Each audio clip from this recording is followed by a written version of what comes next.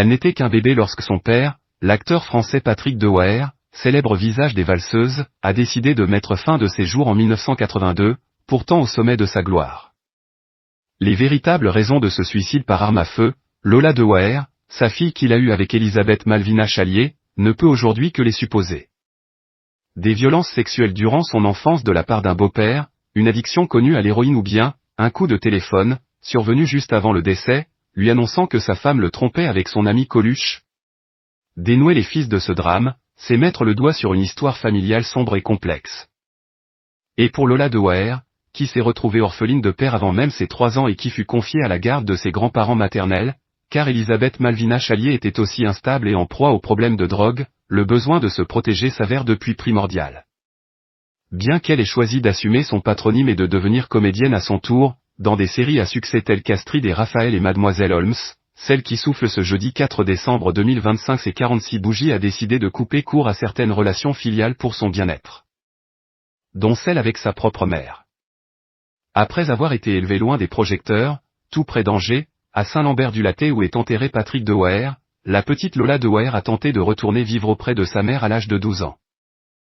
Un nouveau chapitre marquant sur lequel l'actrice est revenue pour Paris Match, ma mère a voulu rentrer dans le rang pour m'élever correctement.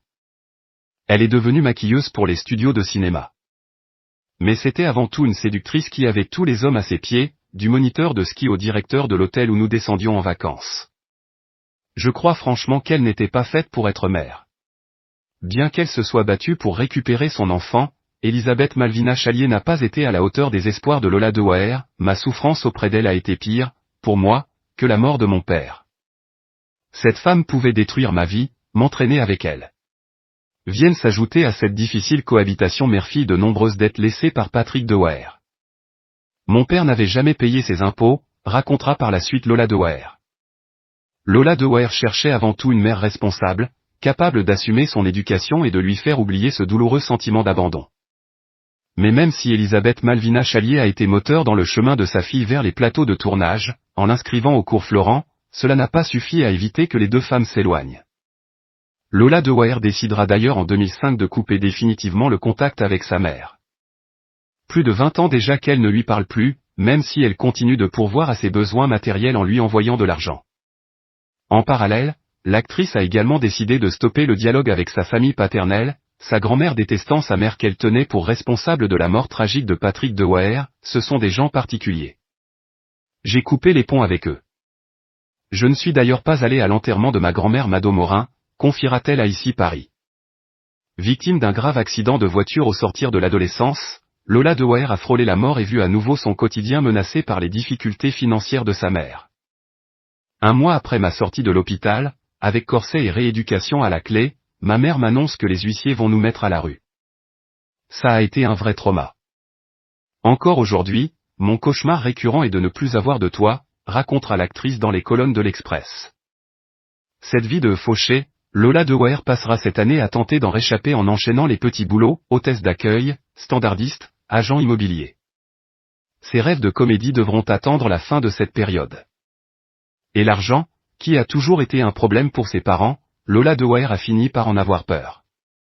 Pourtant aujourd'hui confortablement installée dans le paysage cinéma et série, celle qui a été nommée en 2013 au César de la meilleure révélation féminine pour le film Mince alors. Est simple locataire d'un petit appartement dans le 11e arrondissement de Paris, quartier Canal Saint-Martin, et n'aspire pas à acquérir de biens immobiliers. C'est un problème pour moi de gagner autant d'argent. Plus vite je m'en débarrasse et mieux je me porte, a-t-elle déclaré dans Libération. Parmi les difficultés résultant de sa jeunesse mouvementée, Lola Dewaere souffre d'angoisse.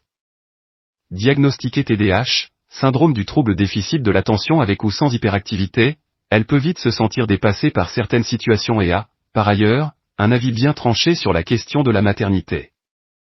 Célibataire à 46 ans, après avoir officiellement annoncé en février dernier sa rupture avec le photographe et acteur Gianni Giardinelli, l'actrice ne se sent pas les épaules assez solides pour être mère dans un futur proche. Je ne veux pas avoir d'enfant, donner la vie me fait peur.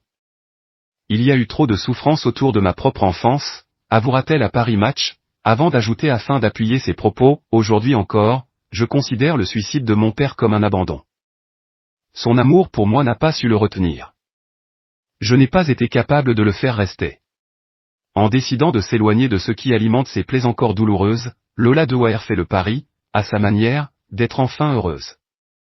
Un bonheur qu'elle espère dans son corps, peu importe les fluctuations de poids, et dans sa tête. Et c'est bien tout le mal qu'on peut lui souhaiter.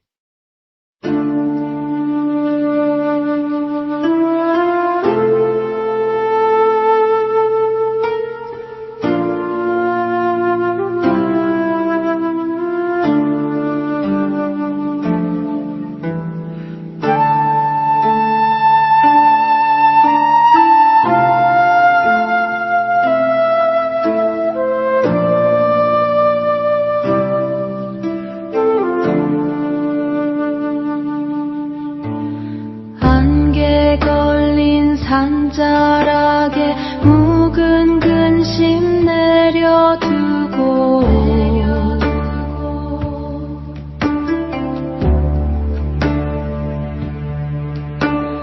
토끼의 묵은 때를 맑은 물에 씻어내니 고요한 마음자리엔 푸른 연꽃 피어나네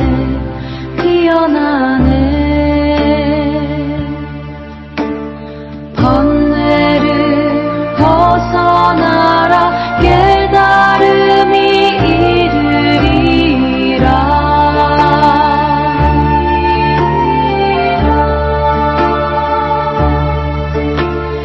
2020